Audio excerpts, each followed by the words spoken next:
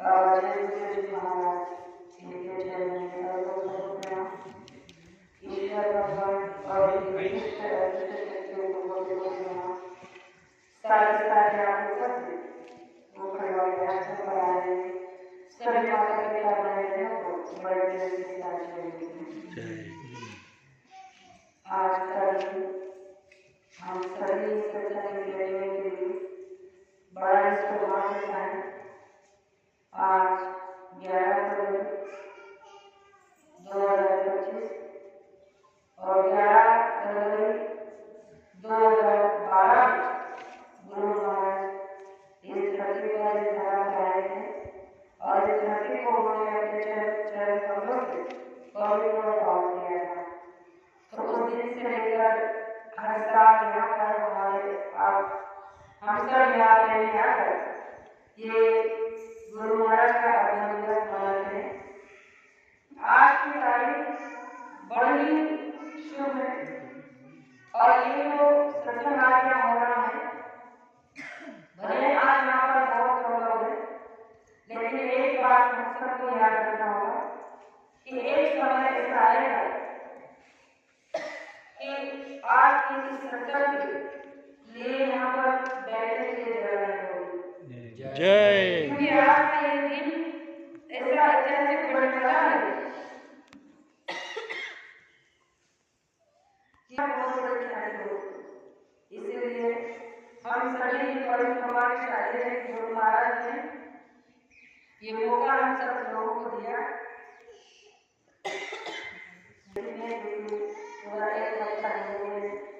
शादी में कराया है तो शादी के लिए पूरा राजा जन्म होता है कल्याण में शादी और इसी वजह से बहुत सी चीजें घर में फिर गुरु महाराज के सम्मान में।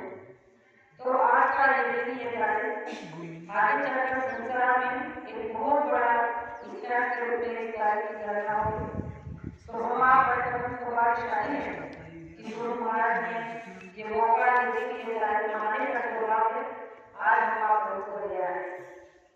चलिए हम सभी सुबह 10 बजे जो गुरु महाराज की तस्वीर को रखकर उनके चरण कमलों को एक इसमें डोली में लेकर जो हम लोग गेट के पास लेकर गए और वहां से उनका पदार्पण यहाँ आश्रम में किया, उनका स्वागत किया।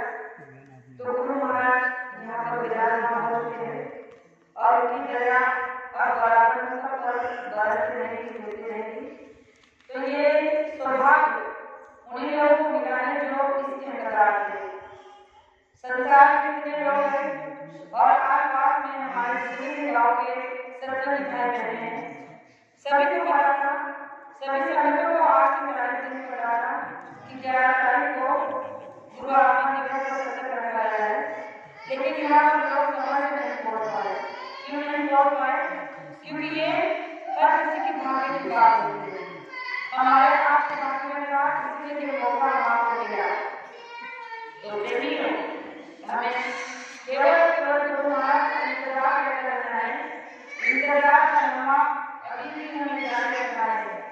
एक छोटी सी बात बताना चाहती हूँ कि जब वैशालियों में माता शबरी को बताया गया था माता नंदी के माध्यम से कि देखो जब माता नंदी संसार में आ रहे थे, अपना घर जाने वाले थे, तो उन्होंने माता शबरी को कहा था कि मैं अब अपने देह को त्याग रहा हूँ और मैं संसार में जा रहा हूँ। तो उस समय माता शबरी बड़ी दुखी हुई, रोने लगी कि एक आपने मुझे सहारा था और जब आपने मुझे छोड़कर चले जाओगे तो मैं यहाँ किसके सहारे रहूंगी? दुनिया वैसे भी मेरा अधिकार करती है, तिरस्कार करती है। तो वो रोने लगे। तो उस समय माता नंदी ने उन्हें आशीर्वाद दिया और कहा कि देखो तुम रोना नहीं, उदास मत होना। मेरे जाने के बाद तुम्हें एक ऐसे दिव्य आत्मा का दर्शन होगा जिनका नाम प्रभु श्री राम होगा और उनका दर्शन तुम्हें अवश्य होगा। इसीलिए तुम उनका इंतजार करना और वो एक अवश्य आकर तुम्हें दर्शन देंगे। बस उन्हें कुछ शब्दों का उन बातों का उन्होंने उनके ऊपर इतना असर हो गया कि माता शबरी उस दिन से लेकर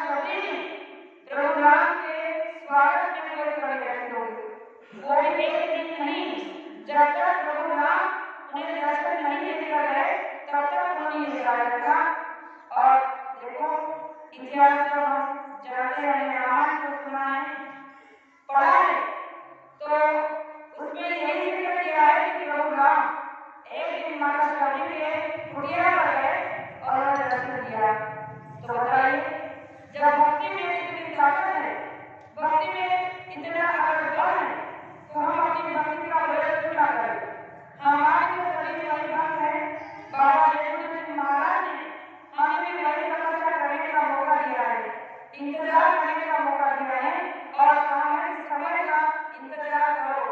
समय का इंतजार अगर आप करोगे तो समय के अनुसार आपको परमात्मा की प्राप्ति हो जाएगी। तो ये दिन ये टाइम ऐसा ही चलते रहना चाहिए जब तक गुरु महाराज नहीं आ जाते। और एक दिन ऐसा होगा कि इसी तारीख में हम सभी उनके लिए फूल सजाए आंगन में रखे होंगे, उनके लिए रास्ते पर बहुत सारे रंगोलियां बना कर रखे होंगे और गुरु महाराज आकर हम सभी को दर्शन देंगे। तो हमारा इंतजार, हमारी तपस्या, हमारा फल उस दिन सफल होगा जिस दिन गुरु महाराज आएंगे।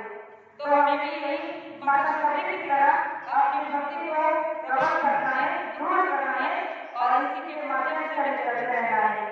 देवियों, इतिहास में जब किसी भी भक्त का, किसी भी